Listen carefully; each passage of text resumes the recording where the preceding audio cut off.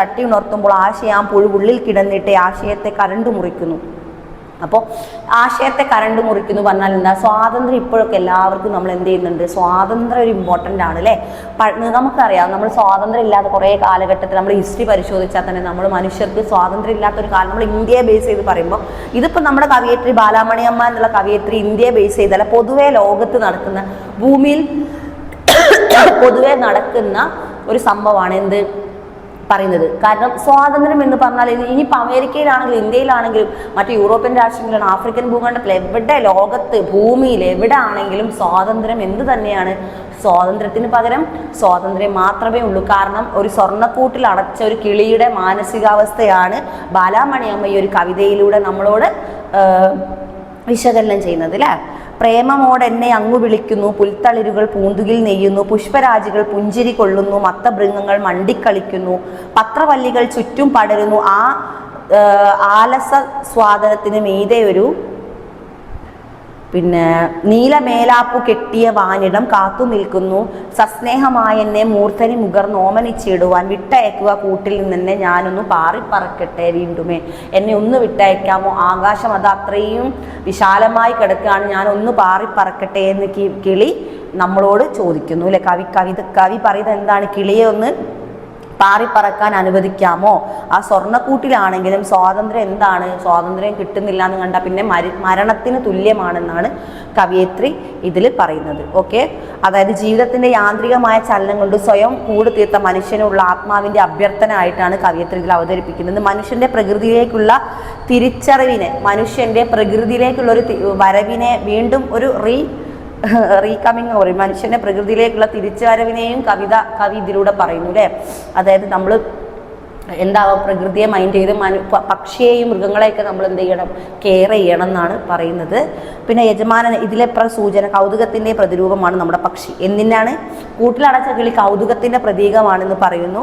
അടിമ ഉടമ ബന്ധമാണ് ഇതിൻ്റെ അടിസ്ഥാനം അല്ലെ? നമ്മൾ നേരത്തെ പറഞ്ഞതിൻ്റെ മാപ്പ്, വെള്ളത്തോളിൻ്റെ മാപ്പ് എന്ന കവിതയിലും മുതലാളി തൊഴിലാളി തമ്മിലുള്ളൊരു ഇത് പറഞ്ഞു അല്ലേ, ഒരു ഡിസ്റ്റൻസിലെ, അതിപ്പോഴും നമ്മുടെ ലോകത്ത് നിലനിൽക്കുന്നു. അതേപോലെ തന്നെ ഈ രണ്ട് കവിതയും തമ്മിൽ എന്താ താരതമ്യം ചെയ്യുന്നുണ്ട്. ഒന്ന് അടിമ ഉടമ സമ്പ്രദായം എന്ന് പറഞ്ഞാലും മുതലാളി തൊഴിലാളി എന്ന് പറഞ്ഞാലും ഒക്കെ ഏകദേശം അർത്ഥം ഒന്ന് തന്നെയാണ് വരുന്നത്. ഓക്കെ, യജമാനൻ ശക്തനും ഈ ഇര നിസ്സഹായനുമാണ് അല്ലെ?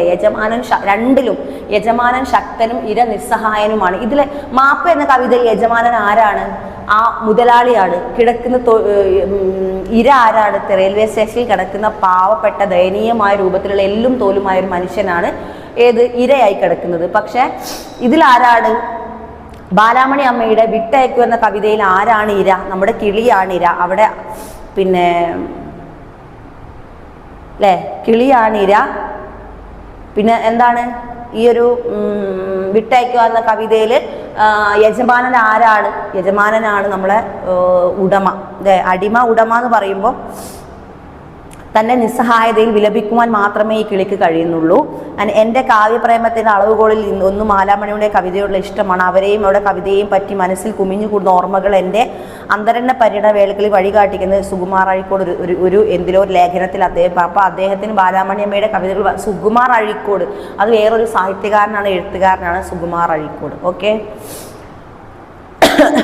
ജന്മഭൂമിയായ കാനനം കിളിക്ക് മുമ്പിൽ ഒരു സ്വപ്നത്തിൽ എന്ന പോലെ പ്രത്യക്ഷപ്പെടുകയാണ്. അതായത് ജന്മഭൂമി, കിളിയുടെ ജന്മഭൂമി എവിടെയാണ്?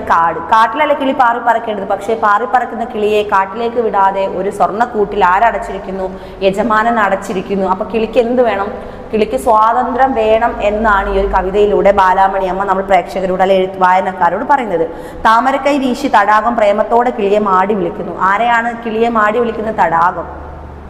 പുൽക്കൊടികൾ പുതുവസ്ത്രങ്ങൾ നെയ്തു കൂട്ടുന്നു, പൂക്കൾ കൂട്ടത്തോടെ പുഞ്ചിരി പൊഴിക്കുന്നു, വണ്ടുകളാകട്ടെ മതോന്മത്തരായി അവർക്ക് മുറി പാറിക്കളിക്കുന്നു. നീലമേലാ പണിഞ്ഞ വാനിടം കിളിയെ പ്രചോദിപ്പിക്കുന്നു അല്ലെങ്കിൽ പ്രലോഭിപ്പിക്കുന്നു എന്നാണ്. എന്താ? കിളിയെ ഇങ്ങനെ അങ്ങോട്ട് വാ ഇങ്ങനെ പറഞ്ഞുകൊണ്ടിരിക്കുന്നു.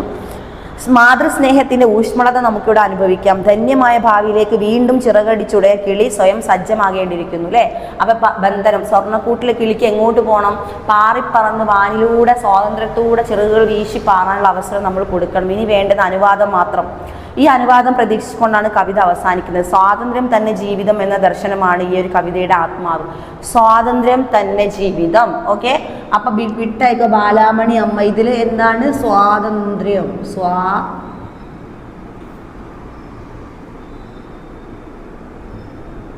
സ്വാതന്ത്ര്യം തന്നെ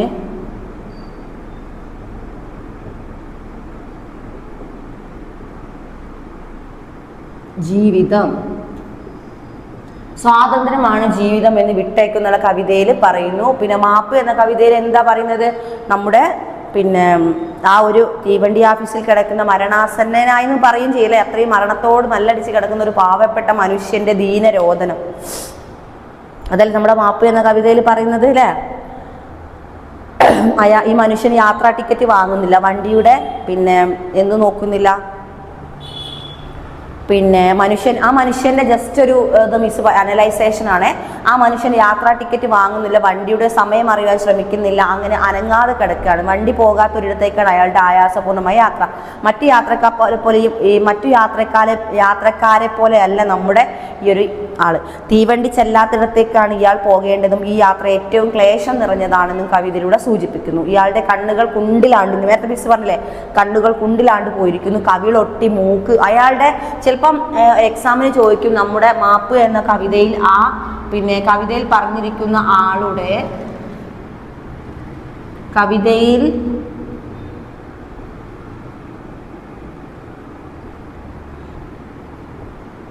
കവിതയിൽ പറഞ്ഞിരിക്കുന്ന ആളുടെ ചിത്രീകരണം എങ്ങനെയാണ്, അല്ലെ ചിത്രം കവി എങ്ങനെയാണ് വരച്ചു കാണിക്കുന്നത്? ചിത്രം മിസ് ഇവിടെ എഴുതുന്നുള്ളൂ കേട്ടോ. ചിത്രം കവി എങ്ങനെയാണ് വരച്ച് കാണിക്കുന്നത്? അതിന്റെ ആൻസറാണ് മിസ് പറയുന്നത്. എങ്ങനെയാണ് വരച്ച് കാണിക്കുന്നത്? അയാളുടെ കണ്ണുകൾ. മിസ്സിന്റെ ക്ലാസ് കേൾക്കുമ്പോൾ തന്നെ നിങ്ങൾ ബൈഹാർട്ടായി പോകണം കേട്ടോ. കാണാതെ ജസ്റ്റ് മനസ്സിലേക്ക് ബൈഹാർട്ടായി പോകണം. അയാളുടെ കണ്ണുകൾ കുഴിയിലാണ്ടിരുന്നു, കവിളൊട്ടി, മുഖമാകെ വിളർത്തിരുന്നു. കാരണം ഭക്ഷണം കഴിച്ച് എത്രയോ ദിവസങ്ങളായെന്ന് കണ്ടാൽ തന്നെ അറിയാം. ഈ ലക്ഷണങ്ങൾ നിസ്സഹായനായി മനുഷ്യൻ മറ്റൊരു ലോകത്തേക്കുള്ള യാത്രയ്ക്ക് ഒരുങ്ങുകയാണെന്ന് മരണം. കാരണം മറ്റൊരു ലോകം എന്ന് ഇവിടെ കവി ഉദ്ദേശിക്കുന്നത് മരണത്തെയാണ്. പിന്നെ മരണം കാത്തു കിടക്കുകയാണ് ദരിദ്രനായ മനുഷ്യ ഉറവിടം കൊണ്ട് വ്യക്തമാക്കുന്നു. പരലോകത്തേക്ക് പോകാൻ വേണ്ടിയാണ് നോക്കുന്നത്. ദീർഘയാത്രക്ക് ഒരുങ്ങി നിൽക്കുന്ന അദ്ദേഹം മരണത്തിലേക്ക് ഒഴുകി നിൽക്കുക. അദ്ദേഹത്തിന് കുപ്പായമോ കുടയോ മാറാപ്പോ വിരിപ്പോ ചെരുപ്പോ ഒന്നുമില്ല അല്ലേ. എങ്ങനെ അദ്ദേഹത്തിന് അപ്പൊ നിങ്ങൾ ഈ ഒരു കേട്ടിട്ട് എഴുതണേ. അദ്ദേഹത്തിന് എന്തില്ല? കുടയില്ല, മാറാപ്പില്ല, വിരിപ്പില്ല, വസ്ത്രമില്ല, ഒന്നുമില്ല. അദ്ദേഹത്തിന് മരണം മാത്രമാണ് മുന്നിലേക്ക് കാണുന്നത്. പക്ഷേ തിരിച്ചുവരവില്ലാത്ത യാത്രക്കൊരുങ്ങിയിരിക്കുന്ന പാവത്തിന്റെ ആകെയുള്ള സമ്പാദ്യം താൻ ഉടുത്തിരിക്കുന്ന തുണി മാത്രമാണ് അല്ലേ. അദ്ദേഹത്തിന് മാപ്പ്. അപ്പോൾ ആ മനുഷ്യനോട് നമ്മുടെ ലോകം മാപ്പ് ചോദിക്കണമെന്നാണ് കവി പറയുന്നത്. അതോ കീറി പറഞ്ഞൊരു തുണി മാത്രമാണ് അദ്ദേഹം ഉടുത്തിരിക്കുന്നത്. മരണം കാത്തുകിടക്കുന്ന മനുഷ്യന്റെ ദരിദ്രാവസ്ഥയാണ് കവി ഇവിടെ ദയനീയമായി വിശദീകരിച്ചത്. അപ്പോൾ നിങ്ങൾ എന്തായാലും ഈ ഒരു സെന്റൻസ് നിർബന്ധമായിട്ട് നിങ്ങളുടെ ആശയ വിശകലനത്തിലോ ക്വസ്റ്റ്യൻ ആൻസറിലോ ഒക്കെ കൂട്ടി എഴുതി കൊടുക്കുക. തെറ്റൊന്നുമില്ല. എന്താ മിസ് പറഞ്ഞത്? അയാളുടെ ദയനീയ അവസ്ഥയാണ്, അതായത് മരണം കാത്തുകിടക്കുന്ന ഒരു മനുഷ്യന്റെ ദയനീയ അവസ്ഥയാണ് കവിയിൽ ഉള്ളടക്കം. മാപ്പെന്ന് മരണം അല്ലെ, മരണം കാത്തുകിടക്കുന്ന ഒരാളുടെ ദയനീയ അവസ്ഥ.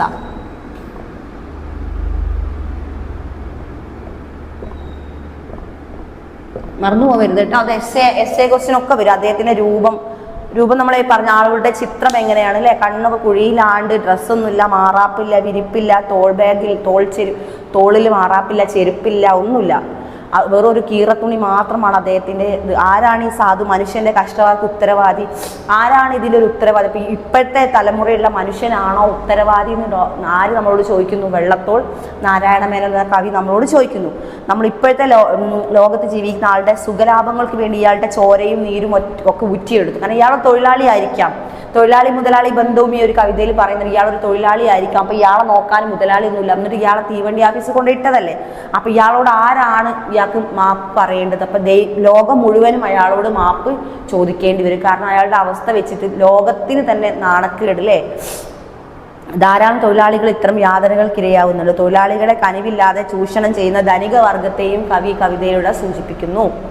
ഓക്കെ, ഊറ്റിയെടുത്ത് സമ്പന്ന മുതലാളി ഈ പാവങ്ങളോട് അല്പം പോലും കാരുണ്യമില്ല. മുതലാളിമാരുടെ കണ്ണിൽ ചോരയില്ലാത്ത പണക്കൊതിയാണ് ഈ ലോകത്ത് ദാരിദ്ര്യം വിതയ്ക്കുന്ന സാമൂഹ്യ വിമർശനം.